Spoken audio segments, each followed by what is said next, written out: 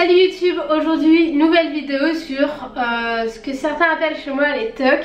Il s'agit de ma folie des carnets. Du coup je vais vous montrer ce que j'utilise, ce que je n'ai pas encore utilisé, mais que parfois je sais déjà ce que je vais en faire. Et donc c'est parti. Donc ce petit carnet me sert de bullet journal, je ne sais pas si vous connaissez un petit peu. Je l'ai acheté quand j'étais à Londres, à l'aéroport, puisque je faisais un transfert entre Charlotte et Bruxelles, il me semble, et ou Charlotte et Paris. Enfin, j'étais aux États-Unis et je passais par Londres et tout, et j'avais du temps entre les deux. Du coup, je l'ai acheté. Je trouvais vraiment mignon avec ces petites fleurs. Et à l'intérieur, du coup, je note un peu tout n'importe quoi, des idées de vidéos.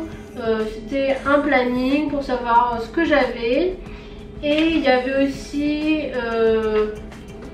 nos comptes avec mon copain, puisque au début on faisait attention qui payait quoi, mais maintenant on a réussi à peu près gérer. Ensuite là par exemple j'ai écrit ce que j'avais lu comme livre, j'ai des recettes dedans, j'ai un peu de tout et n'importe quoi, je marque les fêtes des personnes, les anniversaires.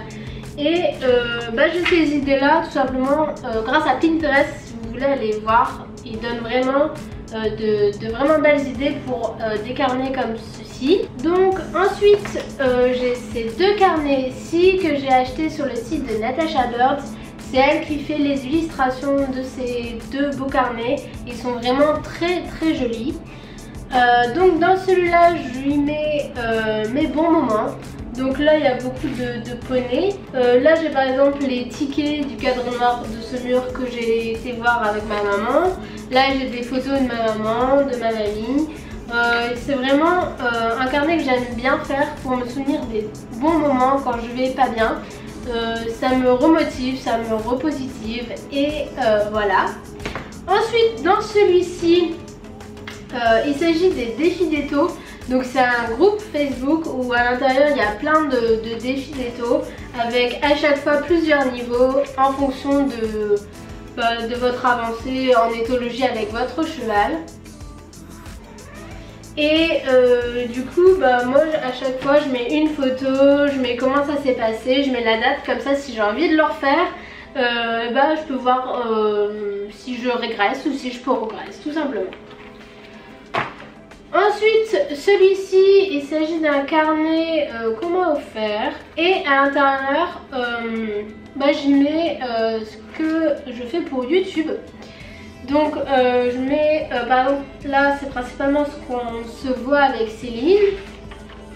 Là, c'est mes idées de vidéos, quand je vais tourner les vidéos, quand la vidéo sera sortie. Donc je sais pas si vous allez voir parce que c'est sur du noir, j'écris au crayon de bois, du coup moi j'arrive à voir, mais vous à la caméra j'en sais rien. Là je mets que faire dans les vidéos, quel plan prendre. C'est assez carré pour moi. Ensuite dans celui-ci que j'ai acheté à Maison du Monde et celui-ci aussi à Maison du Monde, j'ai tout ce qui est en rapport avec le cuir, le travail du cuir. Donc là c'est des cours que j'ai notés quand j'ai fait mon stage, et à la fin c'est quelle distance tu dois prendre pour telle ou telle chose, et avec à chaque fois des personnes etc. C'est vraiment un carnet de suivi de mon travail du cuir, celui-ci. Celui-là vous l'avez déjà vu dans une autre de mes vidéos, il s'agit de mon carnet de cavalière. Donc c'est mon carnet dans lequel je note tous mes cours avec des illustrations. Et je note mes objectifs, la date, le détail de séance, ce que j'ai ressenti par rapport au cours, si la jument elle était bien, etc. Il y a aussi mon travail avec Filou, à pied en général, puisque Filou c'est principalement ça. Et ça me permet d'avoir un petit souvenir de mon évolution dans son carnet. Ensuite j'ai ce petit carnet là que j'ai acheté chez Action, il est vraiment super joli, il est holographique rose et avec un relief sirène. Et à l'intérieur je mets donc tout ce qui est en rapport avec mon alimentation, puisque comme vous le savez ou pas, ça fait 1 semaine et demie que je suis en cure de ça. Je vous en parle très bientôt dans une prochaine vidéo. Donc voilà, un petit suivi alimentaire.